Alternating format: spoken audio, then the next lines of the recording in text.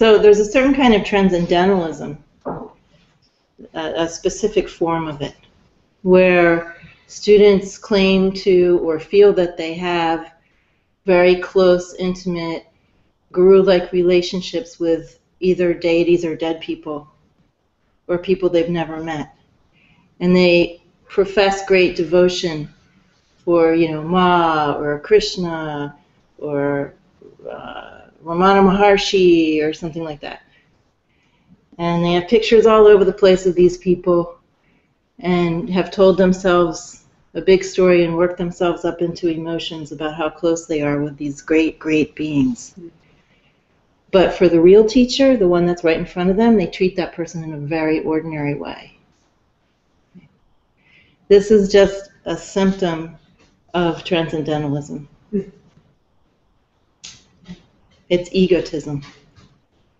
So it's very important to, if you can, if you really are someone who is in touch with devotion, to eventually, your goal is to be devoted to everything, not just everyone, everything. When I sit down at my altar now, I feel devotion for Ma. I feel devotion for the wonderful, important things that I have on my altar that came from Ma. I feel devotion for my lamp. I feel devotion for my incense holder. I feel devotion for everything. This is your destination. This is your destination. And you begin by getting real with the fact that you are a human being with limitations.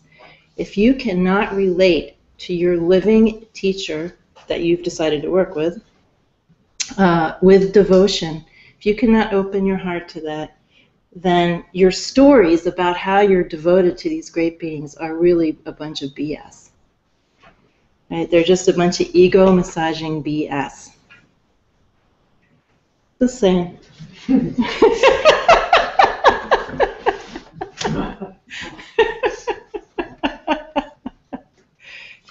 You should always be thinking, what is my destination? My destination isn't to be a great practitioner. Any ideas you have of being a great practitioner are also egotism.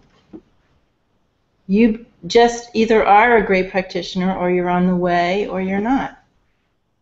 If you have a goal of being a great practitioner and seeing yourself as a great practitioner, you will never be a great practitioner. You're stuck in a tide pool on the side of the river, whirling around in your own concepts about yourself. And when you have those ideas about yourself, or you want to have those ideas about yourself, that is most often the kind of person, the kind of student who will then develop these imaginary transcendental relationships with dead gurus, saints, and deities. You can have real relationships with quote-unquote dead gurus, saints, and deities, but if you had a real relationship with any of those great, great, great beings, you would feel devotion for your living teacher, you would feel devotion toward your fellow students, you would feel devotion for the floor that you're walking on, you would feel devotion for every flower, every plant, every animal, every object. If you really had a relationship with one of those great beings, it would blast your heart open. That's what happened when I met Ma. All the, any conceptual spirituality that I had was blasted. When you have a relationship with a great being like that, your game is up. If you're still playing your game, you don't have that relationship. You have an ego desire. So this relates to what is devotion? How does it show practically in a relationship with a teacher? And I'm not saying anybody has to manufacture anything. I'm just pointing it out. I don't demand anybody be devoted to me at all. But if you want to progress in your sadhana, you have to have you have to understand what your situation really is. And it shows up practically by having a desire to serve best possible way. That's how it shows up. Having a desire to serve in the best possible way.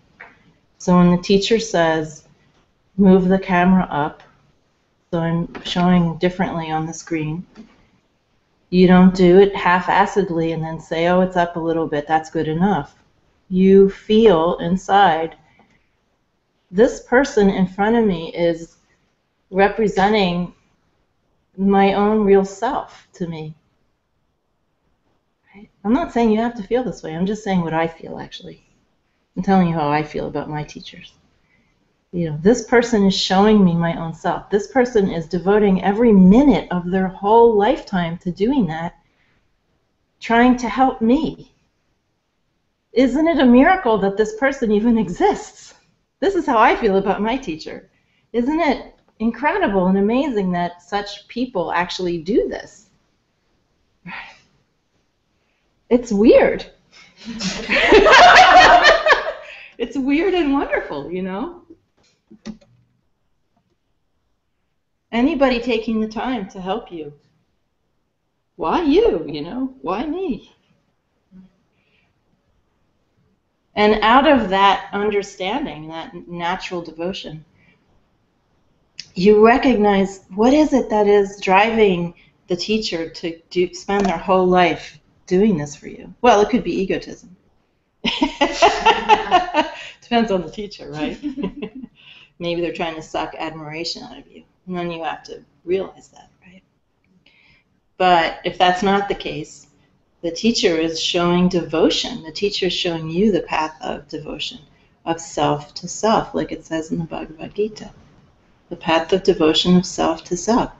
The teacher is just doing that, displaying that for you, with you, so you can discover that. Yeah. And out of that comes a desire to do as the teacher asks. Just a natural desire, right? Not like, oh, this is good enough. Why are they telling me this is so annoying? Oh, she's so picky. I shouldn't have to do this.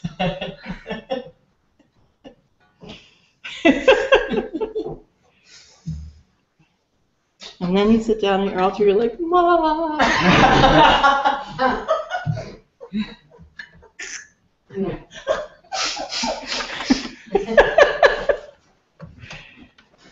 1,000s of pictures of Mom. Mom, I'm such a great devotee. I love you so much. Fuck Shambhavi.